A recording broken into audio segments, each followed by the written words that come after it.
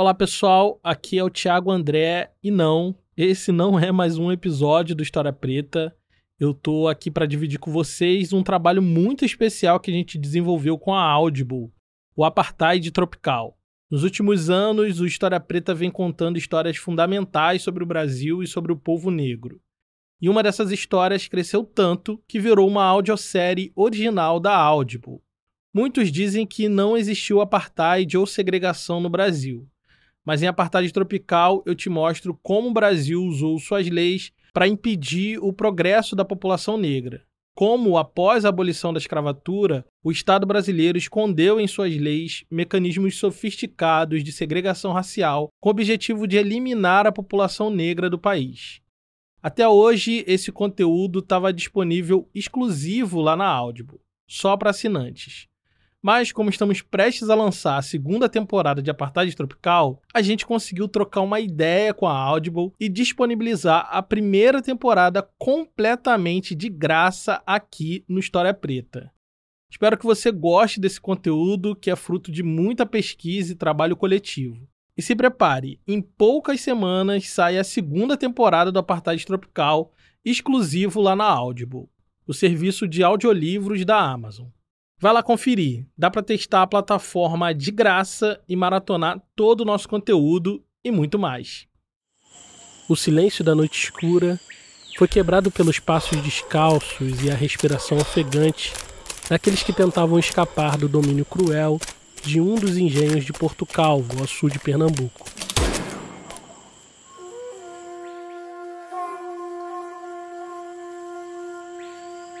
Eles eram escravizados.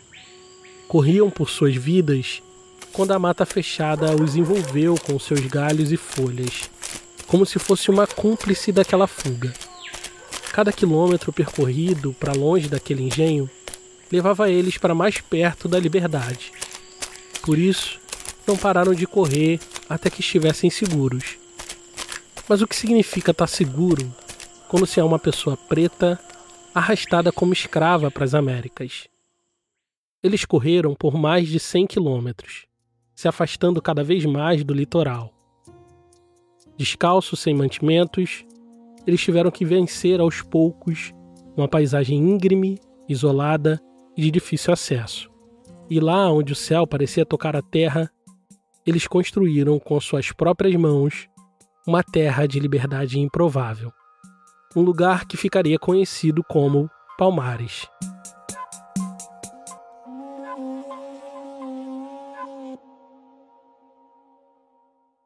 Durante décadas a fio, Palmares foi alvo de repetidas investidas do poder colonial. Quase que anualmente, tropas militares subiram a Serra da Barriga com a finalidade de destruir o conjunto de comunidades que formavam Palmares, mas sem sucesso. Foi a partir daí que os portugueses passaram a chamar esse tipo de ajuntamento de quilombo.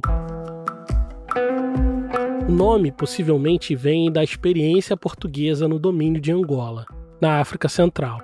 Os quilombos de lá eram acampamentos militares de comunidades nômades que viviam da guerra. Essas comunidades foram o calo no sapato de Portugal por muitos anos. Então, logo que eles se depararam com problemas parecidos por aqui, passaram a olhar para as comunidades de fugidos da escravidão como inimigos militares a serem derrotados. Mas a realidade, dentro das cercas que protegiam os quilombos, era outra. Palmares não foi a primeira comunidade quilombola do Brasil. Na verdade, eles faziam parte de um fenômeno maior que se espalhou pelas Américas como resultado da violência produzida pela escravidão. A fuga foi uma das principais formas de resistência à escravidão. E as comunidades formadas por fugitivos logo se tornaram um fenômeno atlântico. Na Colômbia foram chamadas de palanques, na Venezuela de cumbis. Já em Cuba e em boa parte da América Espanhola, ficaram conhecidas como cimarrones. No Caribe francês como marronage. E no Caribe inglês e nos Estados Unidos foram chamados de maroon societies. No Brasil, eles se popularizaram como quilombos. De norte a sul das Américas, apareceram comunidades de fugitivos ao mesmo tempo, e em toda parte foram vistos como inimigos, como ameaça à ordem colonial. Mas dentro das cercas que protegiam essas comunidades, estavam pessoas comuns buscando um novo sentido para a liberdade. Tinham homens e mulheres, velhos e crianças, plantando e colhendo, sonhando, vivendo e morrendo. Pessoas comuns querendo reconstruir suas vidas depois do trauma, do sequestro e da escravidão.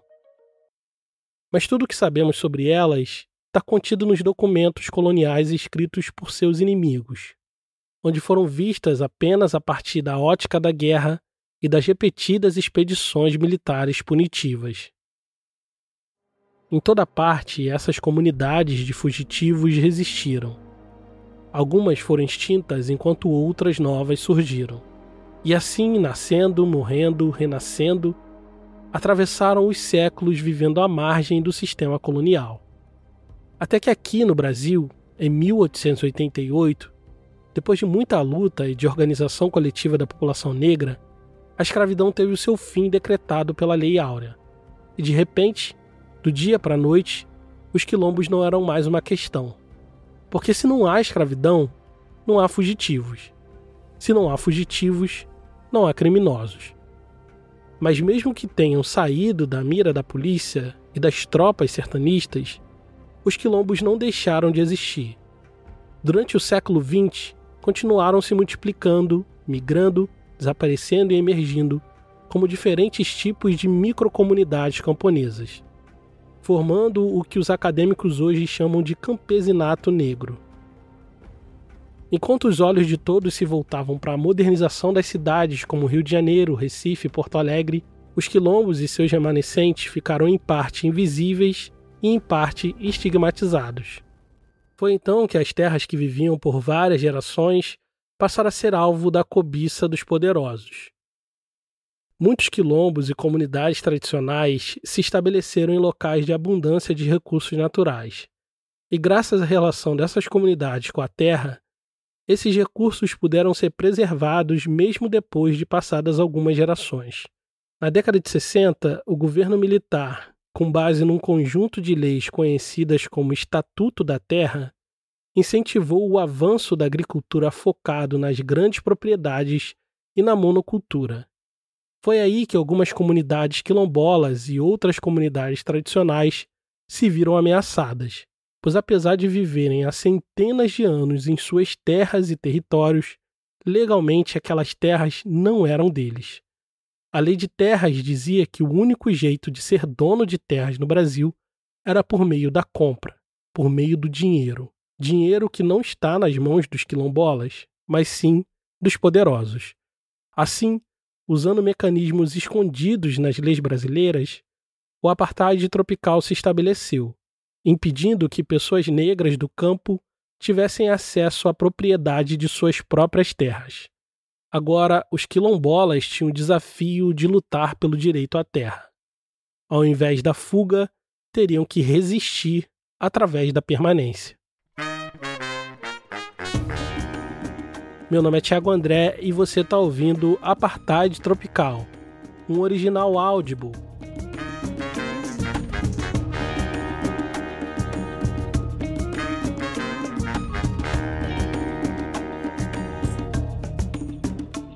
Episódio 8, Terra de Preto.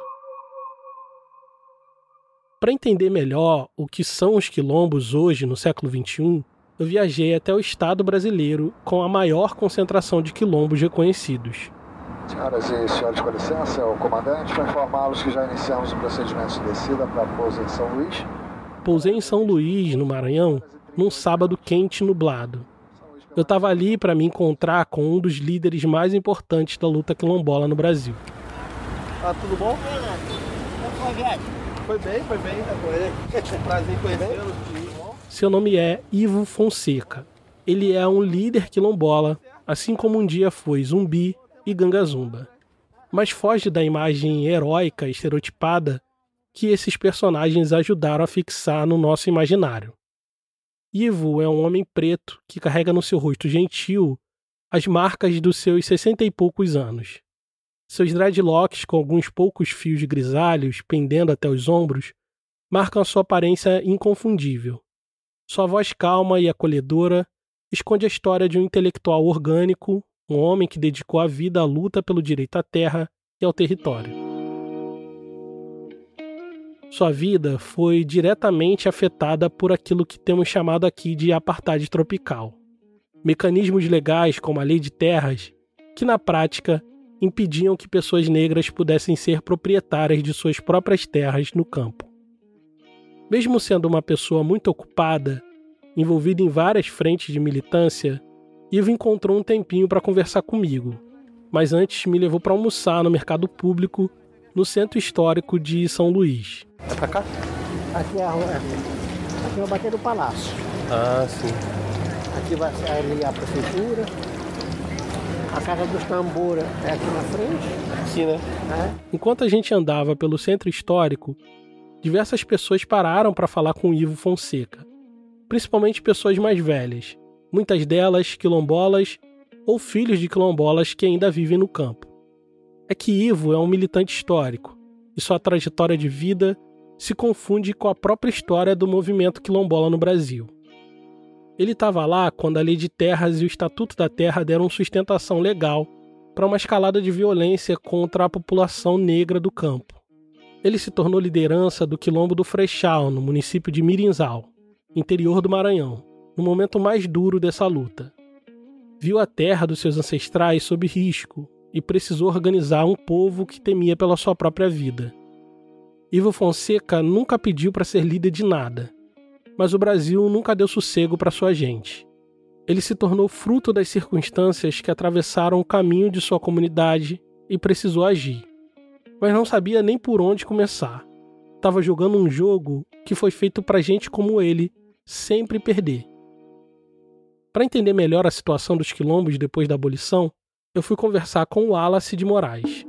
Tô te ouvindo bem, sim. Tô te ouvindo. O Wallace é graduado em História, doutor em Ciência Política e tem se dedicado a pesquisar a filosofia quilombola e a história dos quilombos no Brasil. Você imagina, qual é o papel destinado para o negro nesse país?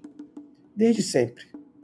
No primeiro momento, sob o colonialismo clássico, ou seja, 1500 até 1889, vamos chamar assim, na República, ou então 1888, quando se decreta oficialmente, né, aquele Princesa Isabel assina a Lei Áurea, etc. Né? Até aquele momento, o negro tem um papel específico, que é de produzir riqueza para o senhor branco. Eu diria mais, produzir riqueza, produzir prazer, produzir bem-estar. Então, esse é o papel histórico do negro durante alguns séculos. Nesse sentido, os quilombos, no período escravista, se apresentava como um modelo paralelo à sociedade colonial, recusando esse destino manifesto de servir apenas de mão de obra escravizada. Mas abolida a escravidão, em tese, o quilombo perdeu a sua razão de ser, já que eram comunidades formadas a partir da fuga da escravidão. Será que fazia sentido continuar se aquilombando depois da abolição? Qual foi a política pública criada pelo Estado brasileiro para a incorporação do negro nesta sociedade? Porque, veja, no momento que você decreta a abolição da escravidão, mas qual a política que existe de inclusão? Qual a vantagem desse negro sair do seu quilombo para voltar para a sociedade na qual ele vai trabalhar? O papel destinado para ele é o quê? É lavar banheiro de shopping center, é trabalhar como camelô, é ficar no desemprego, é morar na favela. Perceba? É ser assassinado pela polícia e ser aprisionado caso ele não aceite esse papel histórico que é destinado a ele, que é o quê? Trabalhar subordinadamente. Sem políticas públicas de reparação, boa parte dos negros que viviam no campo se deslocaram para as cidades em busca de trabalho e vida digna. Mas nem todos. Muitos outros negros, quilombolas ou remanescentes dos quilombos permaneceram nos interiores, ocupando terras esquecidas e desvalorizadas depois do fim da escravidão. Nos recenseamentos populacionais e censos agrícolas, os camponeses negros, muitos desses descendentes dos quilombolas do passado, foram chamados genericamente de caboclos, caiçaras, pescadores e retirantes. As centenas de povoados, comunidades, sítios e vilas de populações negras foram invisibilizadas e, em muitos casos, chamados apenas de terra de pretos. Numa lógica de apagamento e estigmatização, Essas comunidades aprenderam a sobreviver de maneira autônoma, sem depender do Estado. Mas na segunda metade do século XX, essas terras, outrora esquecidas e desvalorizadas, se tornaram alvo da cobiça dos poderosos, seja porque eram terras ricas em recursos naturais e ainda inexploradas, ou por conta da especulação imobiliária. Então, do dia para a noite, essas comunidades de quilombos se viram ameaçadas.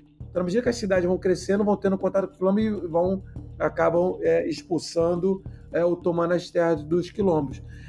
Infelizmente, assim, se a gente fizer uma análise de longo prazo, tá? Longo prazo, a gente vai perceber que é uma política do Estado o ataque aos quilombos. A política de longo prazo é isso, é nítido isso. Ataque às terras quilombolas e aos quilombos em si. Por quê? Porque o papel histórico, como eu falei lá no início, o papel histórico dos negros para essa elite é de produção de riqueza. Se ele está nos quilombos, vivendo autonomamente, sem estar sendo explorado pelo grande capital, não interessa. No fim dos anos 70, a violência se acirrou no campo pela disputa de terras. Antigos proprietários e grileiros começaram a avançar contra comunidades negras a fim de tomar as suas terras. A reação quilombola a tudo isso começaria em uma pequena comunidade no interior do Maranhão, o Quilombo do Frechal. Foi lá que, em 1961, nasceu um menino preto chamado Ivo Fonseca. Ele não fazia ideia, mas seria um dos principais nomes dessa reação. Valeu, meu querido. Depois de almoçar no mercado público, fomos para o centro cultural chamado Novo Quilombo, que fica no bairro da Liberdade, periferia de São Luís. Esse bairro, a Liberdade, aí hoje ele já está reconhecido como quilombo urbano. Por conta do tempo e dos compromissos de militância que Ivo Fonseca tinha no dia seguinte, não seria possível a gente viajar por mais de 100 quilômetros até o Quilombo do Frechal. Então, para fazer essa conversa, ele sugeriu que fôssemos para o bairro Liberdade, no Centro Cultural Novo Quilombo, que é gerido por um dos seus amigos. Tô o primeiro visitante ou primeiro... Opa! Fala, meu querido, prazer. Porra, bonita aqui. O lugar era tipo uma casa antiga, telhado feito com telhas de barro e sem laje. A decoração do salão era maximalista, muitas coisas, objetos, pinturas. Numa parede tinha uma pintura realista do rosto de 3 lideranças do bairro Liberdade. Em outra, a imagem do seu Zé Pilintra, entidade cultuada em várias partes do Brasil. Na parede do fundo tinha algumas homenagens a quilombos conhecidos no Maranhão. Os quilombos de Alcântara, do Frechal, entre outros. Por cima de uma mesa de madeira, Ivo Fonseca estendeu uma bandeira da CONAC, a Coordenação Nacional das Comunidades Negras Rurais Quilombolas, principal entidade representativa dos quilombos que ele ajudou a fundar nos anos 90. Mas até chegar ao momento da fundação da CONAC, Ivo percorreu um longo caminho. Sua história pessoal se confunde com a própria história do movimento quilombola. Eu nasci mesmo no Quilombo Bom Viver, que é vizinho, né? E minha mãe e meu pai é de Frechal, minha mãe do Bom Viver. Depois eu me crio mesmo no Quilombo Frechal. Tudo pertencia ao município de Guimarães. Hoje o Quilombo do Frechal fica no município de Mirinzal, que desde 1961 se emancipou de Guimarães, que é a cidade mais antiga daquela região. Guimarães foi fundada em 1758 e logo se tornou um dos principais polos econômicos do Maranhão, encontrando seu apogeu na primeira metade do século XIX. A economia baseada no cultivo de cana-de-açúcar, produção de farinha de mandioca e algodão, gerava a partir do trabalho escravo. Foi assim que os ancestrais de Ivo Fonseca chegaram a Guimarães, despossuídos de tudo. Já os seus senhores chegaram lá de outra forma. O Frechal, hoje o Quilombo, ele surge assim que o Guimarães se torna cidade. Então a coroa portuguesa, ela dá várias extensões de terra para os portugueses naquela época, que chamava Sesmaria. Então Como o senhor saía lá de Portugal, vinha aqui para o Maranhão, para a capital, São Luís. Daqui São Luís ele estava destinado já a ir para essa região, que era Guimarães. Então ele recebia uma extensão de terra que era Seis Maria. É isso mesmo. O nobre vinha para cá e ganhava terras concedidas pelo rei de Portugal e não pagava nada por isso. Inclusive, muitos latifundiários de hoje são proprietários de terras que têm relação com o período colonial. Depois da invasão desse território que hoje chamamos de Brasil, a coroa portuguesa tomou posse de todas as terras por direito de conquista. E a Seis Maria era um lote dessas terras conquistadas que eram doadas para os nobres que quisessem desbravar territórios considerados inóspitos. Manuel Coelho de Souza veio para o Maranhão em 1790, oriundo dos Açores, e 2 anos depois teria supostamente recebido as Seis Marias em Guimarães. Digo supostamente porque, apesar de ser ponto pacífico no relato de historiadores locais, eu não encontrei no cartório de Guimarães nenhum documento que comprove a concessão dessas terras para ele. Isso é importante para o que vai vir a seguir, porque sem esse documento não é possível afirmar categoricamente que ele era de fato proprietário daquelas terras. Mas de qualquer forma, o que sabemos é que nessa gigantesca porção de terras, ele construiu 3 fazendas. A primeira foi a fazenda Pindobal, depois uma chamada Haiti e por último a fazenda Frechal, que no fim da sua vida foi dada a um de seus filhos, o Torquato Coelho de Souza. E aí, quando ele faz essa partilha, ele já diz para que essa localidade de Frechal era do Torquato Coelho de Souza e uma quantidade de escravos. E ele já define no testamento, que nós temos isso escrito, que está no livro Terra de Preto.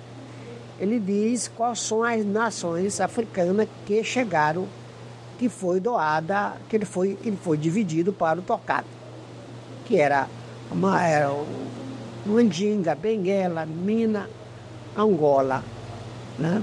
Então essa quantidade de escravos que o Torquato recebe, no testamento já ratifica a nação africana que se localizaram na fazenda Frechal. O inventário pós-mortem diz que Torquato recebeu pelo menos 109 escravos como herança. E lá no inventário tem o nome de cada um deles. E pelos nomes é possível inferir o local de onde vieram da África. Em algumas partes do Brasil, os escravizados recebiam o primeiro nome português, mas não o sobrenome. O sobrenome era o nome da região africana que ele tinha sido capturado ou vendido. Por exemplo, Teodora Mandinga, Feliciano Angola, Francisco Mina e assim por diante.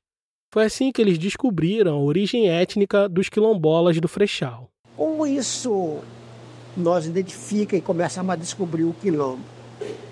Pelo vestígio e da luta dos nossos antepassados, que ao redor da fazenda, que é uma extensão de terra muito grande, que hoje nós recuperamos só 10.500 hectares de terra, que é muita terra. Então nós conhecemos várias localidades do quilombo dentro do território do Frechal. Segundo a tradição oral, na verdade, a fazenda Frechal foi fundada por causa de um quilombo que se formou ali. Na época, a sede das terras era a fazenda Pindobal, e alguns escravizados fugiram de lá e assentaram um quilombo na região que hoje é o Frechal, que ficava nos limites da Seis Maria, mas não era habitada pelos senhores. Foi aí que Manuel Coelho de Souza mandou seu filho fazer uma casa grande na região do entorno desse quilombo, com o objetivo de recapturar os escravizados fugidos e fundar uma fazenda na região. Essa fazenda é a fazenda do Frechal. Então, nessa história que eu te falo da Seis Maria, de 1700, a terra de Frechal, com os escravos, ele foi passando para os seus herdeiros do Manuel, do Torquato Coelho de Souza, do Torquato. Essa propriedade de enormes proporções foi mantida na mesma família por quase 200 anos. E assim como a terra, os escravos também eram passados de pai para filho como herança, produzindo riqueza e acúmulo de capital através das gerações. Mas isso não iria durar para sempre. Uma sequência de acontecimentos levaria a família Coelho de Souza a uma profunda decadência. E isso afetaria diretamente as pessoas negras que faziam parte da sua propriedade. Na segunda metade do século XIX, a economia naquela região entrou em decadência. Os engenhos de açúcar já não lucravam como antes. E a produção de algodão não podia mais competir com a modernização da agricultura dos Estados Unidos. Além disso, tinha um outro fator. Estava cada vez mais caro comprar escravos. E isso tinha um motivo. Por pressão da Inglaterra, o Brasil proibiu o tráfico de escravos em 1850. Não podiam mais trazer novos escravizados da África. Isso criou um mercado interno de escravos e fez os preços dispararem. Todos sabiam, agora era só uma questão de tempo para a escravidão acabar. E conforme a abolição da escravidão se aproximava, a relação dos senhores com os escravos ia mudando. Agora precisavam manter as pessoas negras vivas. Tinham que manter um controle forte o bastante para mantê-las produzindo riquezas, mas não forte demais para que não fugissem para os quilombos.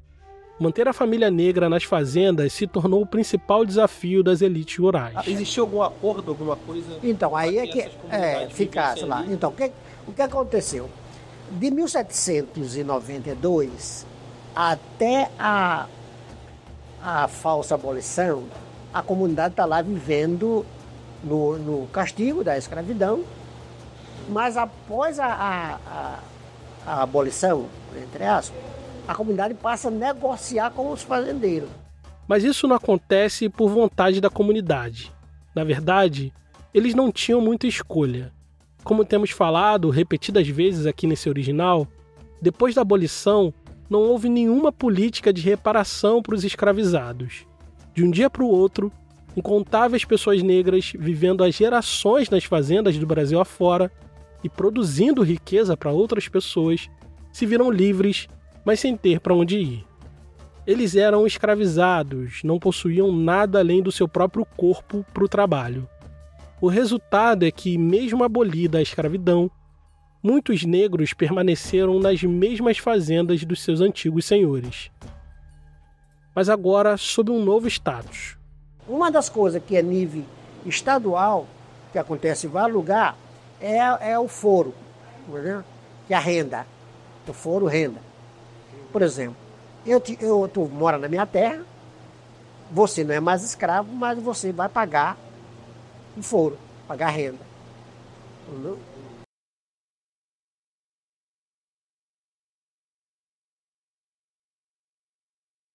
Sem terras próprias, os ex-escravizados da fazenda do Frechal, a partir daquele momento, teriam que pagar pela sua permanência.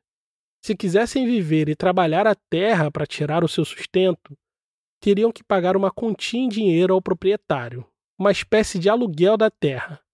Um tributo que ficou popularmente conhecido como foro. Então o Frechal entra nesse processo. Quando eu me entendi, eu ainda conheci meu pai pagando o foro, pagando a renda. Né? Os escravizados do Frechal viviam bem próximos ao casarão colonial. Muitos deles eram escravos domésticos, mas também lavradores. Plantavam mandioca, cana-de-açúcar, produziam farinha e outros alimentos. Depois da abolição, se quisessem manter uma roça, teriam que pagar para o dono da terra. De tudo que os negros do Frechal produziam naquele lugar, tinha que dar a metade para o herdeiro da terra, Arthur Napoleão Coelho de Souza. Não é à toa que Ivo Fonseca chama a Lei Áurea de falsa abolição. Porque veja só, os Coelhos de Souza receberam suas terras doadas pelo rei de Portugal ainda no século XVIII e manteriam essa propriedade até o século XX, passando por herança. Já a família do Ivo recebeu do mesmo rei a escravidão. E quando a escravidão acabou, eles não tiveram direito a nada, sendo obrigados a continuar trabalhando para aquela mesma família que os escravizou por gerações, exercendo domínio por meio da violência, do castigo físico, da perseguição. A mesma família que foi dona, proprietária de suas vidas, de seu passado e também do futuro, e que só tinham terras porque recebeu de graça das mãos do rei de Portugal. E isso só foi possível acontecer por causa da Lei de Terras. As terras eram da coroa portuguesa. Os fazendeiros da época eles não tinham título. Eles tinham concessão de uso, que era a Sesmaria. Então toda a terra era da União. Toda a terra do período escravocrata do Brasil, a terra era da União. A terra só passa a ser de propriedade em 1858, que aí é a lei da terra que passa para você adquirir a terra, você teria que ter o título ou a compra. Como nós negros não podia ter, porque eu não podia comprar em 1851. Eu não podia comprar terra. A Lei de Terras foi promulgada em 1850 e esteve em vigor até a década de 1960, com pouquíssimas alterações. Ela foi aprovada nas esteiras dos acontecimentos da proibição do tráfico de escravos de 1850, por pressão da Inglaterra. Ao realizarem que não poderiam mais trazer escravos do continente africano, a classe proprietária percebeu que logo a escravidão teria fim. Então, essa lei nasce para garantir que os escravizados nunca pudessem adquirir terras, mesmo que um dia fossem livres, e assim se tornariam trabalhadores dependentes da terra dos seus antigos senhores. A Lei de Terras acabou com o regime de sesmarias. Não haveria mais concessão de uso da terra, nem propriedade por meio da ocupação de território. A partir daquele ano, só seria possível adquirir terras no Brasil por meio da compra.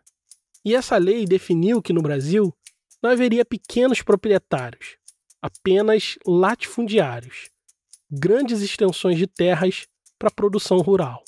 Portanto, propriedades de valores altíssimos, impossíveis para quem estava saindo sem nada da escravidão.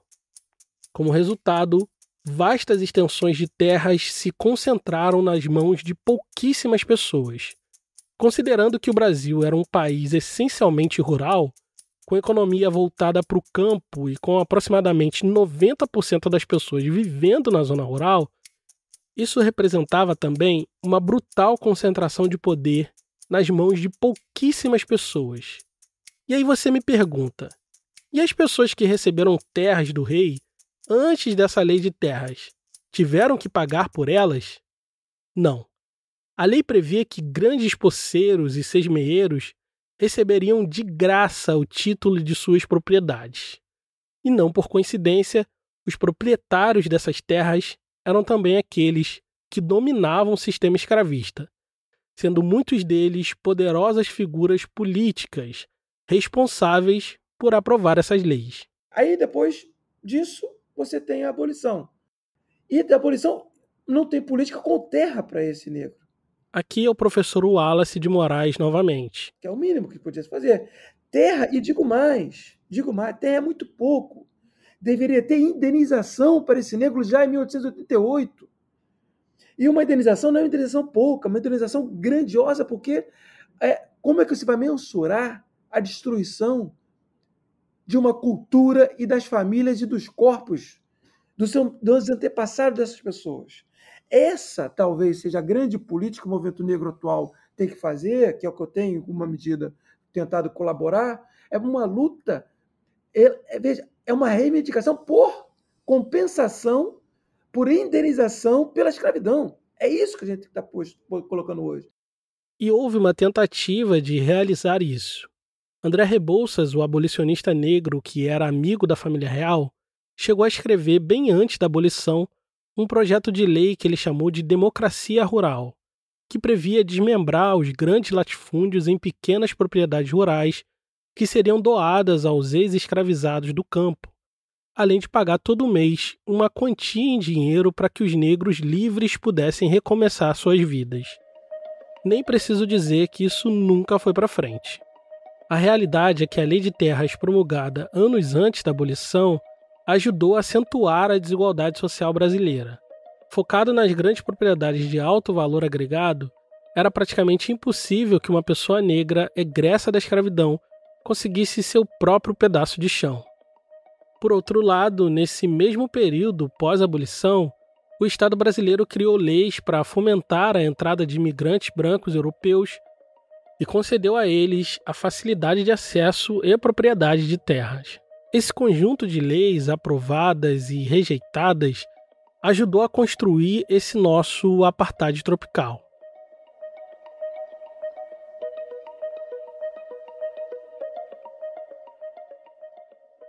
No momento da abolição, em 1888, o proprietário da fazenda Frechal era Arthur Napoleão Coelho de Souza, um típico membro da elite agrária brasileira, inclinado para a área jurídica e envolvido até o osso na máquina pública. Ainda jovem, se tornou bacharel em Direito, e por conta disso era conhecido apenas como Doutor Arthur. Era um sujeito magrinho, de cabelo liso repartido no meio e de aparência frágil. Sua autoridade vinha de suas posses, as terras de Frechal e o cargo de juiz de direito que exerceu na cidade de Vitória do Mearim. Arthur se casou com Raimunda Bogeia, uma filha da elite maranhense que era conhecida pelo nome de Mundoca. Até hoje, ela talvez seja a pessoa mais lembrada entre os moradores mais velhos do Quilombo do Frechal. E isso tem um motivo. Ela foi a última herdeira da fazenda antes dos conflitos explodirem.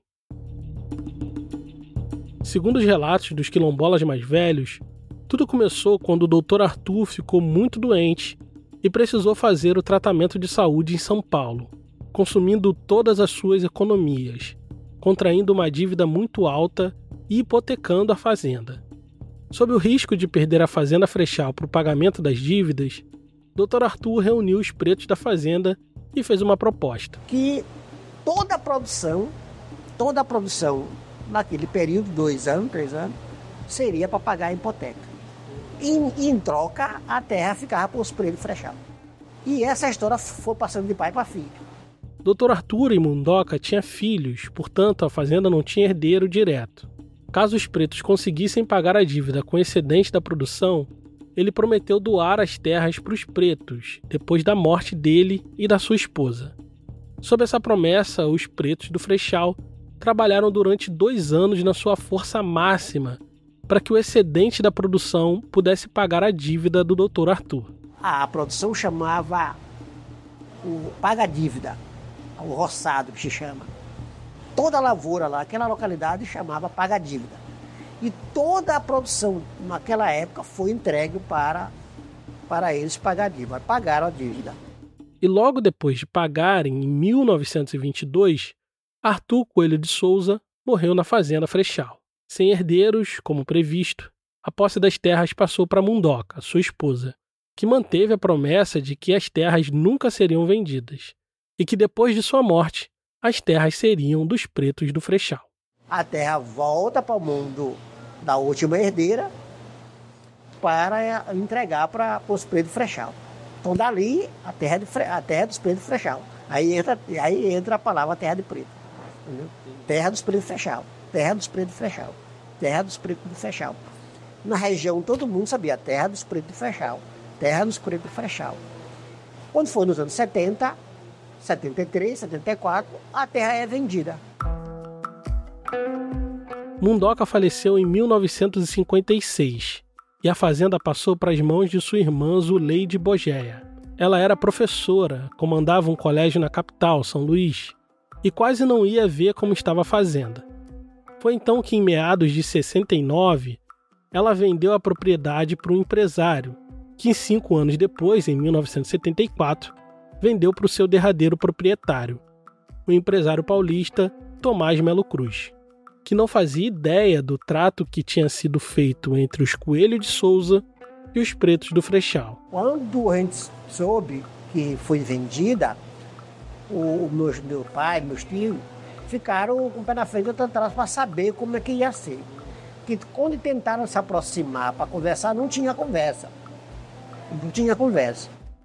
Mal comprou as terras e o empresário iniciou o planejamento para a reforma da moenda do engenho de açúcar, que há décadas estava desativado, e também da Casa Grande, que abrigava a sede da fazenda desde o século XVIII. Mas essa não foi a única coisa centenária que ele encontrou em Frechal. Ali, bem próximo da Casa Grande, existia um povoado já formado, com dezenas de casas e com muitas famílias pretas vivendo, plantando no roçado, cuidando de animais e vendendo a sua produção. Tomás tinha planos para o futuro de Frechal, mas os pretos que viviam ali não estavam nele.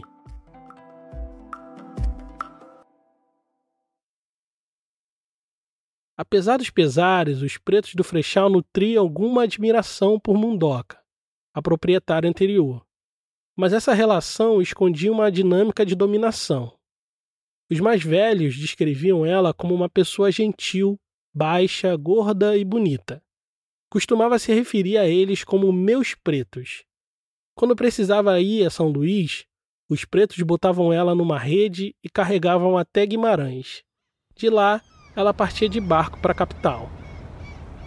Apesar da clara relação assimétrica de poder, as pessoas negras no Frechal tinham autonomia para construir suas casas, abrir roçados e plantar o que quisessem. Mas tinham sempre que pagar o foro, pagar a renda. Ou seja, eles tinham que pagar para Mundoca metade de tudo que produziam no roçado.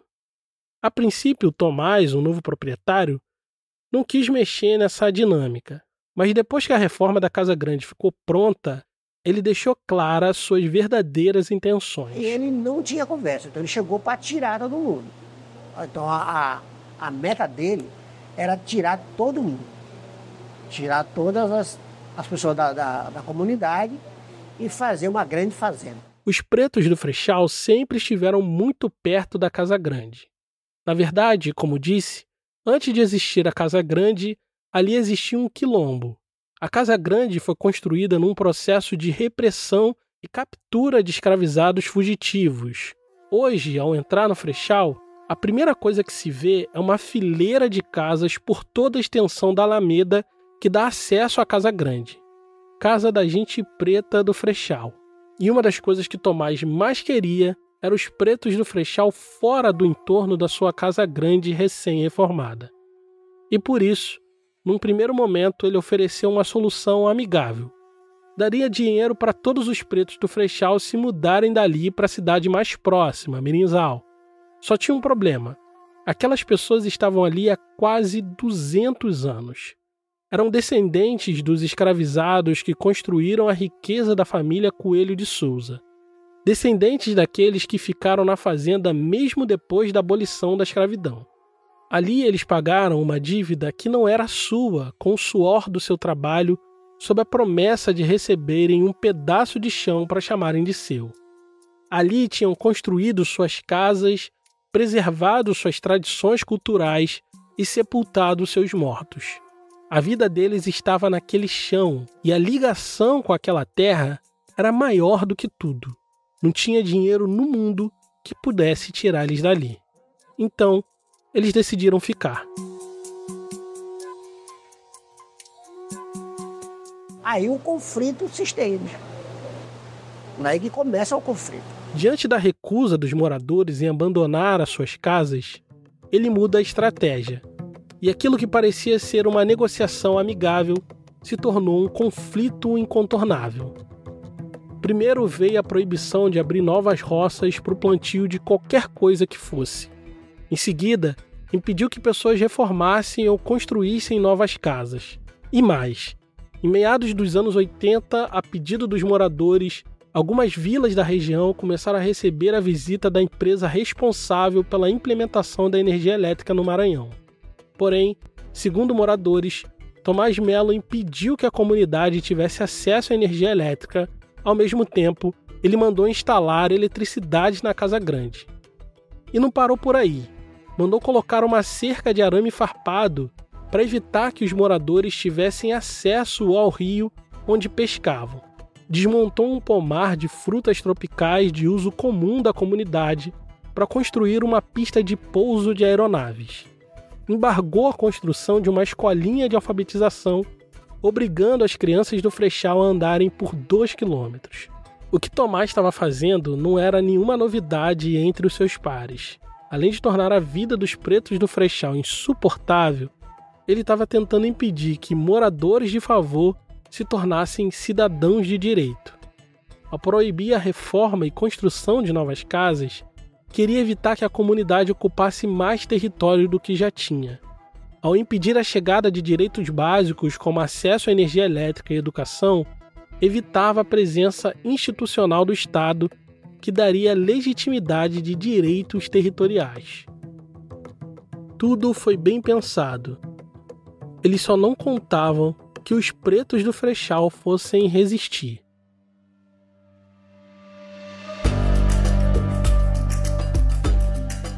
E aí a comunidade já sabia que a terra era dos pretos. Então foi por enfrentamento. Estratégico também, né? Quando eles vinham com arma, a comunidade recuava. Derrubava a casa, a comunidade recuava.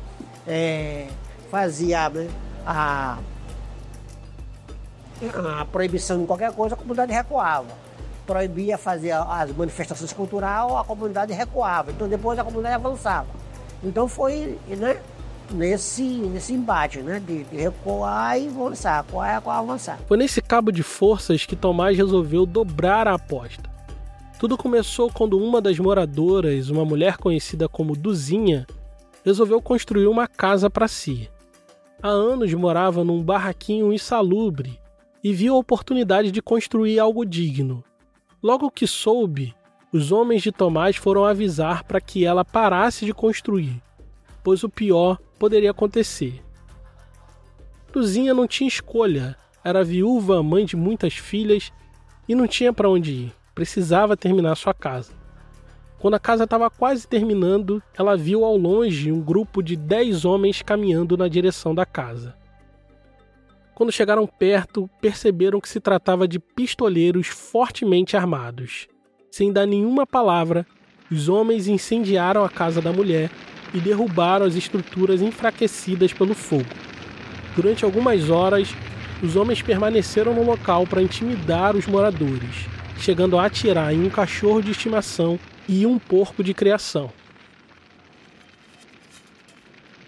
Não teve morte direta, mas muita ameaça psicológica, toda a proibição. Eu fui uma das pessoas que vivia escondido na época, não podia estar em qualquer lugar, entendeu?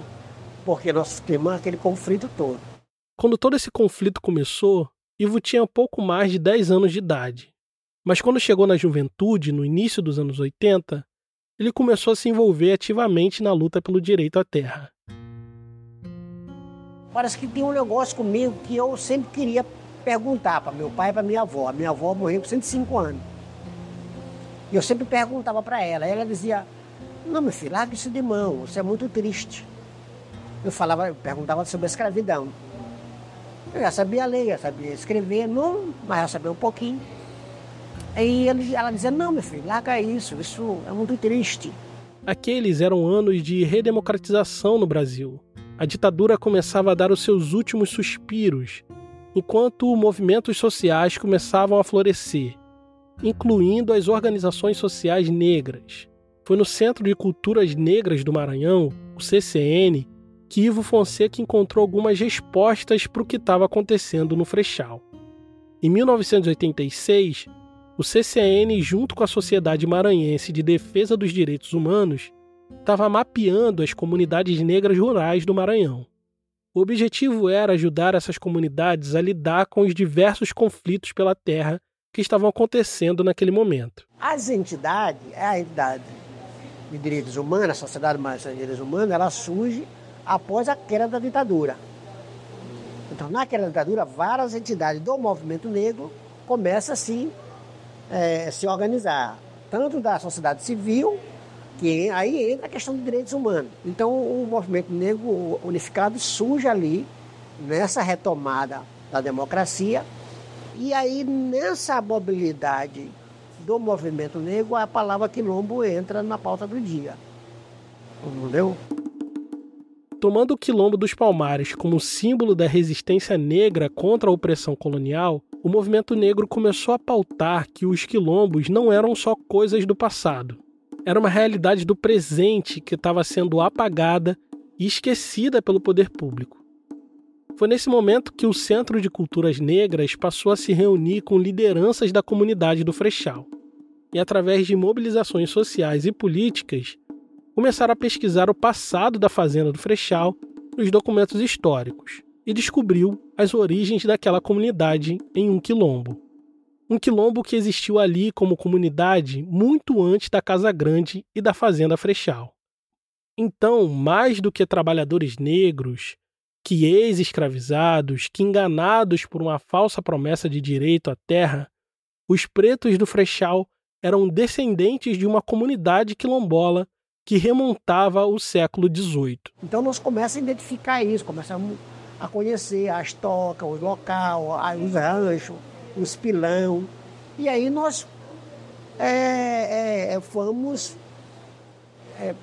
pegamos essas oratórias dos nossos antepassados e identificamos isso, conhecemos, não, é o quilombo aqui. Então o território de Frechal é um quilombo. E a partir disso, Ivo percebeu que o Frechal não era um caso isolado.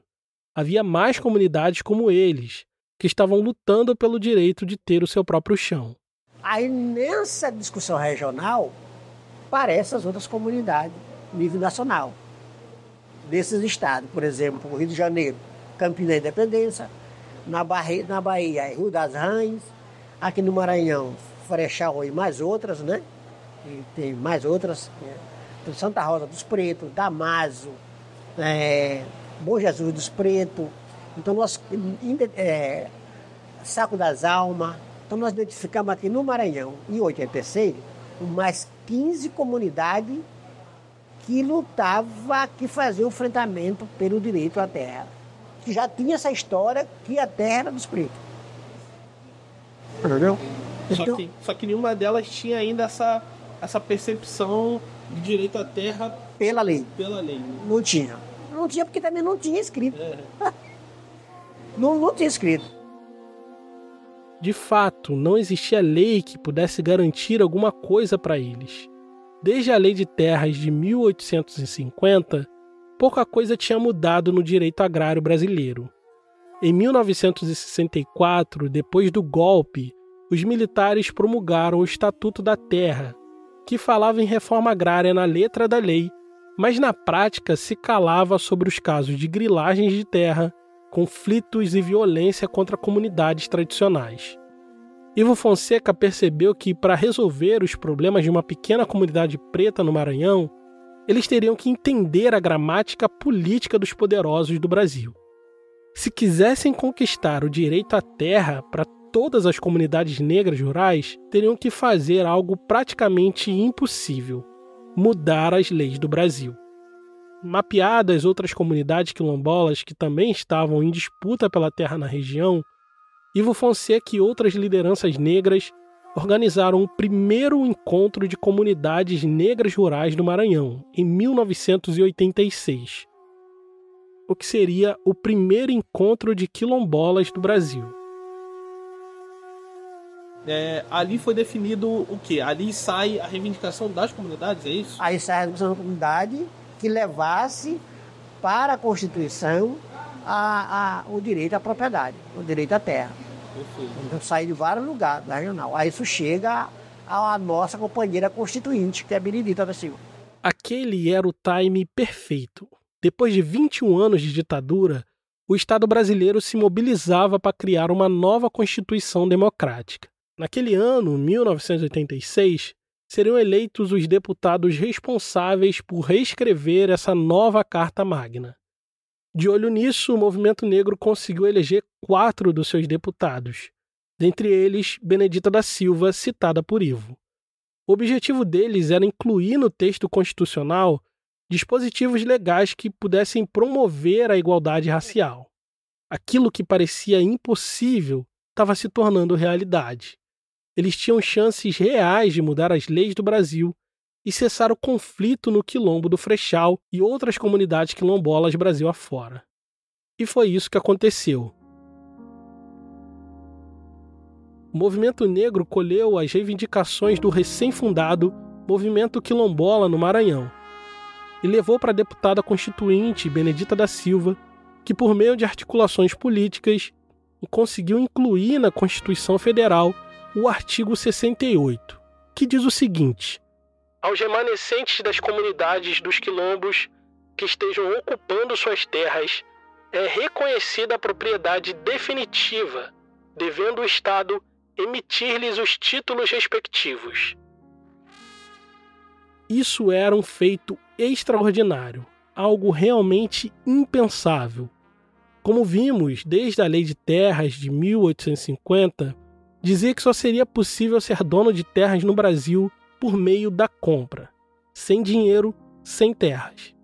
Mas o Estatuto da Terra dos Militares não tinha nenhum texto que previsse a titulação de terra por meio de ocupação histórica do território.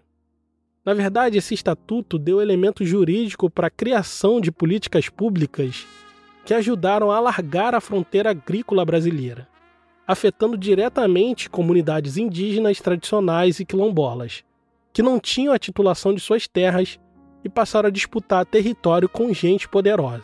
Ou seja, nesse contexto não tinha a menor possibilidade legal do Quilombo do Freixal vencer aquela batalha com Tomás Melo. Não tinha até o movimento negro incluir o direito quilombola na Constituição Federal. Só que também eles pensavam que só tinha 2 quilombos. Eles achavam assim, não tem mais, só o quilombo do Palmares, que foi naquela época de 1600. Não tem mais quilombo. Que quando botou na Constituição, em 88, que sai a Constituição, em 89, nós aqui no Maranhão já protocola o pedido de Freixal pelo artigo 68. Que o Freixal fosse titulado pelo artigo 68. E nós já tínhamos esse levantamento todinho, entendeu? Então, quando chega na Procuradoria-Geral da República, que é Casa Civil, que entende que Freixal pede o título definitivo, pelo artigo 68, o Estado ficou sem saber o que fazer. Realmente, o Estado não sabia o que fazer. Ninguém podia imaginar que os pretos do Freixal iriam mobilizar uma transformação tão profunda na ordem social vigente. Ninguém imaginava que existia gente quilombola resistindo há mais de 200 anos no Brasil. E, na verdade, diferente do que se imagina, os quilombos nunca foram comunidades de fugitivos. E aí nós começamos a dizer, não, eu não quero mais conceitualizar quilombo, fugir e tal. Quilombo é toda a comunidade negra que está na zona rural, até urbana hoje. Porque o quilombo, ele não a terminologia fugido, ela está escrita. Mas o quilombo ela é uma luta de enfrentamento do Estado para a conquista de direito. Que foi isso que a Palmares fez. A Palmares enfrentou o Estado para a conquista do direito. Foi seguindo essa tradição de enfrentamento do Estado que os pretos do Freixal resistiram por 200 anos naquele território. Passaram por escravidão, trabalho precarizado, ameaças e disputa de terra, mas nunca baixaram a cabeça para nenhum senhor de terra. Foi assim que, em 1993, eles fizeram história, se tornando a primeira comunidade quilombola a receber o título da terra ao reivindicar o artigo 68 da Constituição, abrindo as portas para centenas de outras que seguiram seus passos. Então nós conseguimos mudar o ordenamento jurídico do país. Então o que é que nós fizemos? A política de quilombo do Brasil não é uma política de governo. Ela é uma política de Estado. Isso quer dizer que, independente do partido político, do presidente, do governador que estiver na situação, o Estado brasileiro tem a obrigação de garantir a titulação de terras para comunidades negras rurais remanescentes de quilombos. Tudo isso graças à mobilização coletiva do movimento negro e do movimento quilombola. Hoje, aos 63 anos, Ivo Fonseca continua militando para que muitas outras comunidades negras rurais sejam reconhecidas e recebam o direito à terra.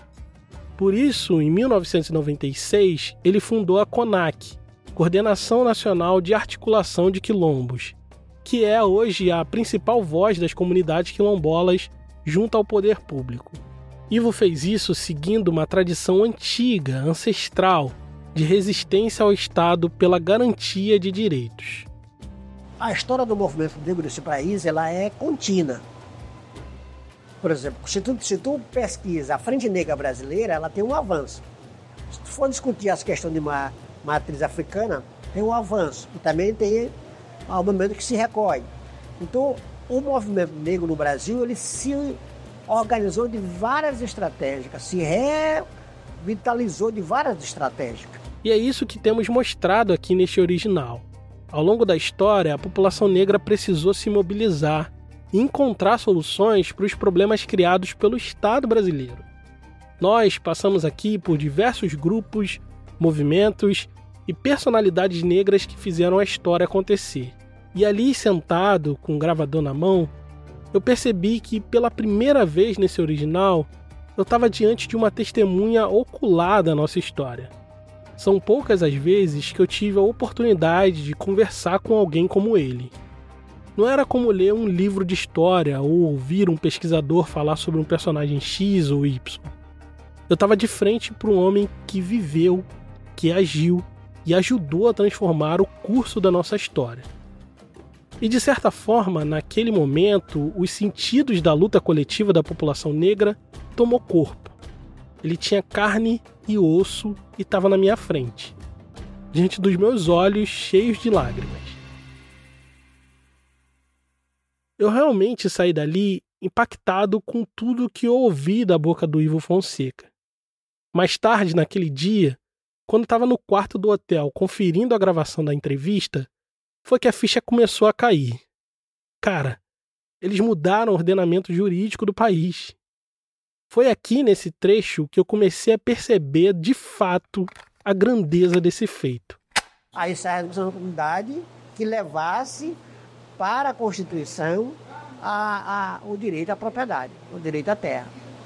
Então sai de vários lugares da regional. Aí isso chega à nossa companheira constituinte, que é Benedita da Silva. A nossa companheira constituinte, que é Benedita da Silva. Pesquisando isso mais a fundo, eu comecei a me dar conta que esse tempo todo existia um plano. O movimento negro unificado percebeu que não existiam leis favoráveis à população negra no Brasil. Percebeu que depois da abolição, o negro foi largado à sua própria sorte, sem políticas de reparação histórica. Percebeu que o único jeito de virar esse jogo era falando a gramática dos poderosos. E para isso, eles precisavam de um plano para mudar as leis do Brasil. Nos próximos episódios eu te conto como a população negra criou o movimento negro unificado em plena ditadura militar e como isso contribuiu para que Benedita da Silva, uma mulher preta de favela, fosse eleita para mudar o rumo da história negra no Brasil.